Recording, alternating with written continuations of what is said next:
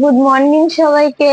আমি রাখি পূর্ণিমার পরের দিন আজকে সকাল সকাল লুচি করতে বসে গেছি। এই দেখো আটা মাখলাম, আটা মেখে এখন আটার গুলিগুলো করছি। দাঁড়াও, ভাজার সময় আবার তোমাদের দেখাচ্ছি। 1 মিনিট। আমি আবার চলে আসলাম। তো এই তো এখন আমি লুচিটা বেলবো। ঠিক আছে, আমার লুচি বেলা কিন্তু সোজা হয় না, তো তোমরা কিছু মনে করো না। তো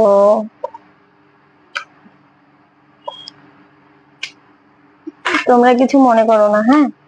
এই যে আমি লুচিটা এরকমই হয়, হঠাৎ এক দুটো গোল হয়, সব গোল হয় না।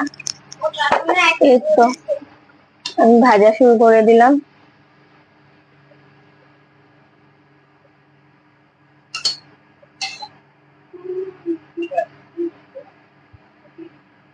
দেখেছো বন্ধুরা? এই যে